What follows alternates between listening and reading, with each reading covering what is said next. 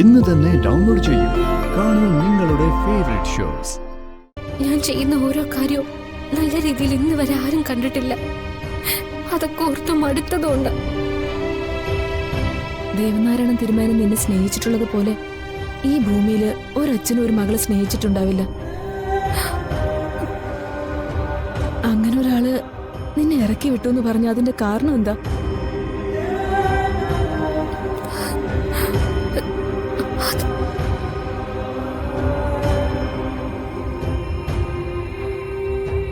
ഇതെന്തായി കാണുന്നത്?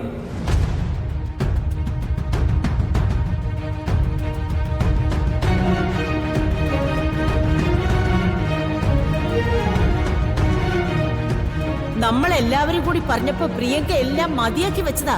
പക്ഷെ ഇവള് നിർബന്ധിച്ചു കാണും. അല്ല മുത്തശ്ശി, ഞാൻ നിർബന്ധിച്ചിട്ടൊന്നുമില്ല. അവള് കരഞ്ഞെന്റെ കാല് പിടിച്ച് പറഞ്ഞപ്പോഴും. എന്നാ പിന്നെ അതറിയണമല്ലോ. ഞാൻ പ്രിയങ്ക മോളെ വിളിക്കാം. അച്ഛനോടും അമ്മയോടും പറയണമെന്ന് ഞാൻ ചേച്ചിയോട് പറഞ്ഞു. അപ്പൊ എന്നോട് പറഞ്ഞു അതിന്റെ ഒന്നും ആവശ്യമില്ലെന്ന്. നീ വലിയ ആളായി കഴിയുമ്പോ അവര് നിന്റെ പിന്നാലെ വന്നോളൂ എന്നൊക്കെ ചേച്ചി പറഞ്ഞു.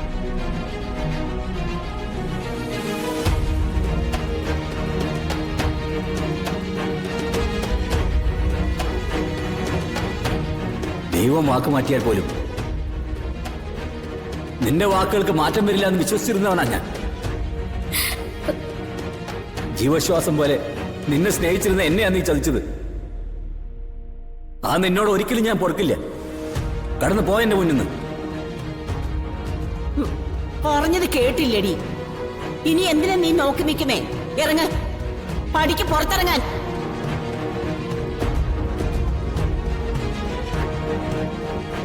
ദേവന് വേണ്ടാത്ത നിന്നെ ആറ്റുവാ ശരിക്കും വേണ്ട.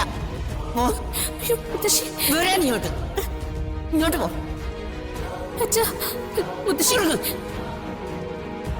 ഇറങ്ങടി അങ്ങോട്ട്.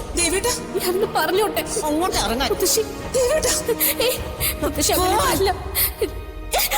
പോടി അങ്ങോട്ട്.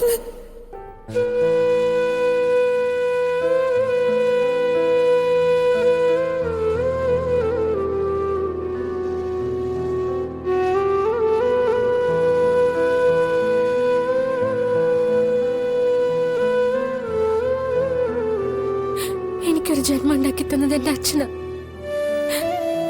ആ അച്ഛൻ നിന്നെ വേണ്ടെങ്കിൽ ഇത് ഞാൻ എന്തിനാ ജീവിക്കുന്നത്?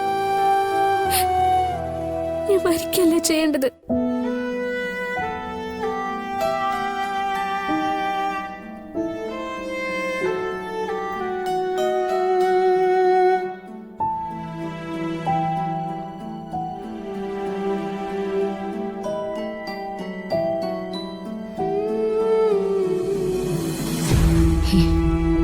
അമ്മയുടെ മോൾ അങ്ങനെയൊന്നും ചിന്തിക്കരുത്. മോൾക്ക് ഞാനുണ്ട്. രാധികയുടെ ജീവിതത്തില് എന്നും ഒരു വിലങ്ങ് തടിയായിരിക്കുന്നത് പ്രിയങ്കയാ. ഇപ്പൊ പോലും ചെയ്യാത്ത തെറ്റിന് ശിക്ഷിക്കപ്പെട്ടല്ലേ രാധിക നിൽക്കുന്നത്. മോളെ, ഇനി അമ്മ നോക്കിക്കൊള്ളാം നിന്നെ. നിനക്ക് നേരെ വിരൽ ചൂണ്ടാൻ ഇനി ആരും വരില്ല. അമ്മയ്ക്ക് നിന്നെ കണ്ടെത്താൻ കഴിഞ്ഞല്ലോ. അതിന് ദൈവം സഹായിച്ചില്ലേ?